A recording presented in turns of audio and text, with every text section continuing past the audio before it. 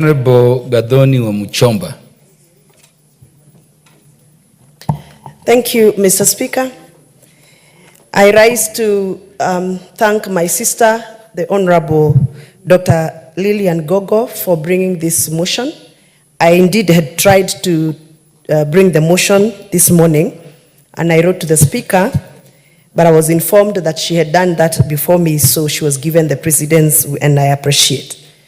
Mr. Speaker, I personally went to various hospitals after I got a lot of calls from my voters on matters to do with the denial to access to health. I went to 2 hospitals that are mission run, 1 public referral hospital and 1 level 2 hospital. And I interacted with the patients and I gathered there is a big problem. Whereas we sat here, like Majority Leader says, and we passed these laws, personally I did not pass them because I had issues with one of them. We must appreciate that you don't bring a new law and rush to implement the law without involving the stakeholders.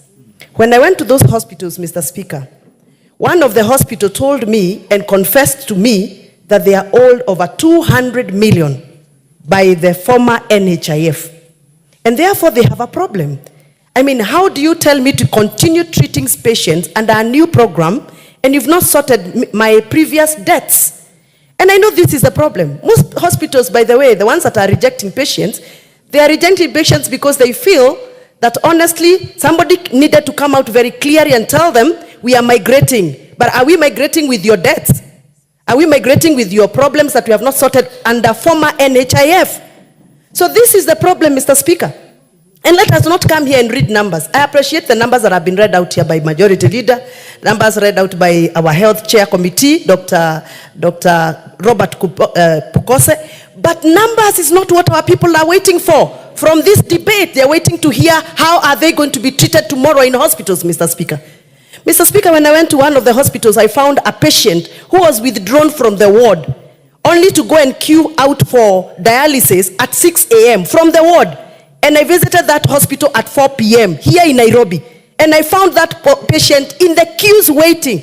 And he told me the reason why he has been waiting from 6 a.m. to 4 p.m. in the day, it is because, Mr. Speaker, the messages that were supposed to be sent from SHA so that he can be embodied for services were not being accepted. We must tell it as it is. This new program is a total confusion, it's a total mess. Our people don't know what to do, and we must go back to the drawing board. But for now, let us withdraw these processes and go back to the original program until we are right. That SHA, she, da, sh. Honorable Sabina Chege. Because of the limited debate time, let us avoid points of order so that we tell Kenyans what to do. Thank you, Chair, and I want to thank Honorable Lilian Gogo for this motion. And I would say she has been consistent on this matter. I've seen her raise it before. Mr. Speaker, the problem we have with the implementation of SHA and SHE is about the clarity of the transition. Mr. Speaker, when the government decided to move from NHIF and now to the SHA, which is the authority, and with the benefits that we are being given by the chair, from SHE to the emergency to the primary care, there was no proper communication and clarity on the benefits. As a former chair, Mr. Speaker, yes, NHIF had many challenges, but when patients visited hospitals, they knew what to expect. So a patient who was to go for dialysis, a patient who was to go for chemo, and who are majority of Kenyans, Mr. Speaker, they knew when they went to hospital what they were to pay and if they were to top up. Unfortunately, Mr. Speaker, when the 1st October came, I also became a victim. I had a patient in hospital, and even with an insurance, Mr. Speaker, it was very difficult to claim what was meant to be NHIF, which now had become SHE under the SHA authority. And so, Mr. Speaker, I would urge the chair of the Health Committee, these members, and I know even your